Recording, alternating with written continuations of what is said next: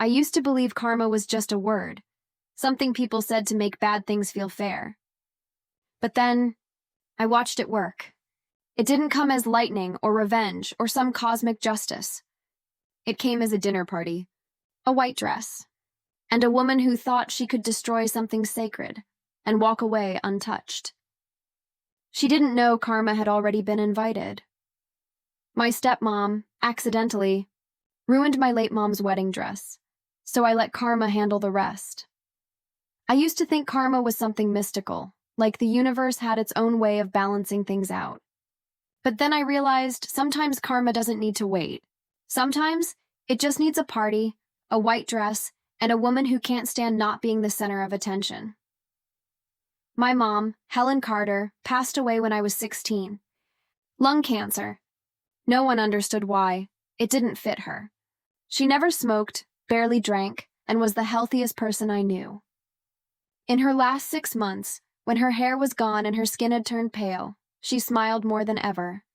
She said, "If I can't be there to sew your wedding dress someday, I'll make it now." So she did. Every night she sat by her old sewing machine, watching reruns of Friends on DVD, hand-stitching tiny pearls into the ivory lace. "Love," she'd say, "is stitched into the seams, sweetheart. You'll feel it someday." That dress was all I had left of her. After she passed, her best friend Mary kept it safe in a preservation box at their old design studio in Santa Cruz. I still have one photo of my mom wearing it. She's twirling, laughing, her eyes so alive it hurts to look at sometimes. My dad, David Carter, remarried 3 years later. Her name was Rebecca. The kind of woman who always looks perfectly curated. Part-time yoga instructor, full-time positive energy influencer. Her Instagram was all sunlit family photos with captions like, "Your blessed Dogshire healing energy, Dogshire bonus mom life." And yes, I was in some of those photos, smiling like a hostage. She called me her bonus daughter. I told her multiple times I didn't like that word. She'd just smile that perfectly practiced smile and say, "Honey, it's just love. Don't take it so seriously." I didn't hate her, at least not then. I just learned to stay quiet, to stay out of her lens. When I got engaged to Ethan, the man I truly loved, Rebecca nearly lost her mind with excitement. She made a Pinterest board titled "Modern Bride, Modern Life" and invited her yoga group to collaborate. I told her clearly I wanted a small, simple wedding, and I would wear my mother's dress. Her smile froze for half a second before she said, "Oh, sweetheart, vintage is cute, but not for everyone. You don't want to look like you're wearing your mom's memories down the aisle, do you?" I smiled back and said, "It's not about fashion. It's about her." A week later, she called me, saying she happened to be near Aunt Mary's studio and could save me the trip by picking up the dress. I hesitated, but she was my dad's wife, so I said yes. That evening, she arrived with the box, setting it on my kitchen counter right beside an open bottle of red wine. I remember every second. I was on FaceTime with my best friend Chloe. Rebecca laughed, took off her sunglasses, and said, "Let's take a peek, shall we?" I told her, "Better wait till Aunt Mary's here. It's delicate." But she ignored me, pulling the box open anyway. As she lifted the dress out, her elbow accidentally hit the bottle. It tipped. Red wine poured like blood across the ivory lace, soaking in almost instantly. I froze. Chloe screamed through the phone. Rebecca blinked once, tilted her head, and gave the fakest little gasp I'd ever seen. "Oh my God," she sighed, "I'm such a klutz." It was just an accident, but I saw her eyes. She wasn't panicking. She wasn't sorry. She was smiling. And in that moment, I knew. Nothing about it was an accident. I tried to convince myself it really was an accident. But some things are just too precise to be coincidences. Rebecca was the kind of person who could make her own cruelty look like bad luck. My dad came over when I called. He looked exhausted, like a man too used to standing between two fires. Staring at the ruined dress, he sighed. "Sweetheart, accidents happen. We'll get you a new one, okay?" I looked at him, then at Rebecca, still calm, brushing a strand of hair from her face. "David's right," she said sweetly. "We can fix this. I know a great bridal boutique in Carmel." "No? I interrupted. You can't fix what you ruined. Her smile faltered for just a second before snapping back in place. The next day, she posted on Facebook, "Sometimes life forces us to let go of the old to make room for the new. Everything happens for a reason." She tagged me. I blocked her immediately. Days later, Aunt Mary called. Her voice was shaky. "Honey, I checked the security camera from the studio that day. You need to see this." She sent the footage, Rebecca's car circling the block twice that morning. When she finally stopped, she carried a Target bag inside. Later, I found out that Target sold the exact brand of red wine that ended up on my mom's dress. Rebecca always bragged she never drank red wine because it stains your teeth and your aura. I didn't say anything. I didn't need to. The truth had a way of showing itself. A week later, she texted me asking to use my beach house for her and my dad's anniversary. The house my mom left me, the one thing of hers Rebecca couldn't touch. She wrote, "Just a small gathering, 30 people tops." I stared at the message for a long time before replying, "Sure, of course." What she didn't know was that my handyman Joseph had just told me the septic system was failing. It needed major repairs before any large gatherings. I hadn't fixed it yet. Over the next few weeks, Rebecca's Instagram became a countdown to our perfect anniversary. White decorations, rented tables, a professional photographer. She even bought herself a new white dress. She texted me, "You should come, sweetie. It's going to be beautiful. Healing energy, you know?" I wrote back, "I'm sure it will be." My dad seemed uneasy, but he didn't push. He never did. Silence to him meant peace. To me, it meant patience. The closer the party got, the more manic Rebecca became. Her posts were pure performance, hashtags, quotes about love and forgiveness, all perfectly filtered. She had no idea karma was already RSVPing.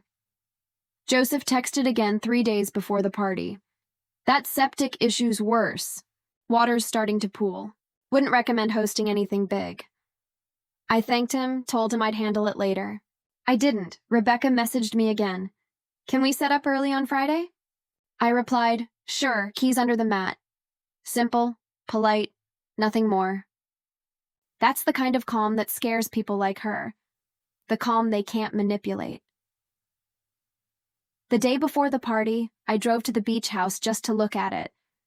My mom used to call it her happy place. A small white cottage facing the Pacific, the kind of place where salt air clings to your skin and time slows down. I stood outside listening to the waves. For a moment, I swear I could smell her, lavender and laundry soap. Then I left. I didn't go to the party. I didn't need to. But Eva, Rebecca's 17-year-old daughter, texted me updates. "Everything's white." Mom's wearing a white dress, too. I texted back, "Of course she is." An hour later, "The toilet isn't flushing." "Mom says it's low tide." I laughed. Then, "Smell's getting bad." "Guests are noticing." Then, "Water coming up near the deck." It's worse. When Eva finally sent a video, I just sat and watched. The backyard was flooding. Guests were covering their noses. The ground near the buffet sank slightly, and Rebecca, still trying to give a toast, stepped back, her heels sinking deep into the soft, foul-smelling mess.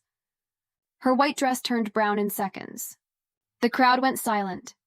Then people began leaving, awkwardly, one by one. I didn't feel joy. Just peace. I hadn't broken anything. I'd simply stopped saving her from herself. That night, my dad called. "Ellie, the house is a mess." "What happened?" I said, "I told you about the maintenance weeks ago." He went quiet. I could hear Rebecca screaming in the background. "She planned this. She did this on purpose," I said softly. "Funny. You said the same thing about the dress." Then I hung up. After that came the storm. Calls, texts, threats, Facebook posts about toxic family members. I didn't respond. Not once. I forwarded Joseph's maintenance reports to the insurance company and the contractor. That was it. Silence isn't revenge. It's a mirror. And when people finally see themselves in it, they can't stand the reflection. A month later, the beach house was fixed. Fresh grass, new septic system, no trace of chaos. Joseph said, "Good as new." I thanked him and stood on the porch watching the waves. The air smelled like salt and freedom. Rebecca vanished from social media for a while. When she came back, her bio said, "Sometimes the universe teaches us hard lessons." I don't know what lesson she thought she learned, but I hope it stuck. She still lives with my dad, but according to Eva, they barely talk. He sleeps on the couch now, says he needs space. I don't feel satisfied or vengeful, just tired. Maybe that's what peace really is. Dad still calls sometimes. One afternoon, he came by with a small box. "Found this in the garage," he said.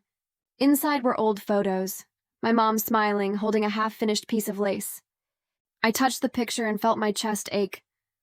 "You know," he said quietly, "she'd be proud of you for standing up for yourself."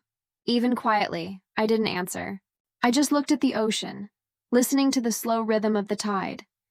I tried to restore the dress, but the stains were permanent.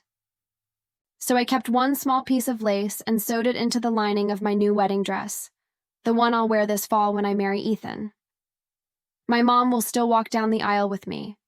Just in a different way, Rebecca isn't invited. Not because I hate her, but because peace doesn't need her energy. My dad said he might come alone. I told him, "Do whatever feels right." He nodded. That's the answer he understands best. I'm not telling this story to prove I was right or to say karma is real. I'm telling it because I used to think justice meant fighting back, proving something.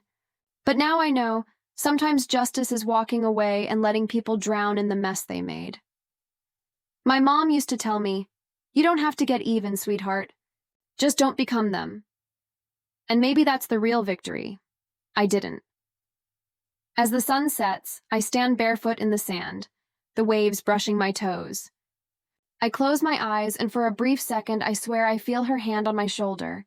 Gentle, warm, forgiving, and I smile. Not because Rebecca finally got what she deserved, but because I finally let go.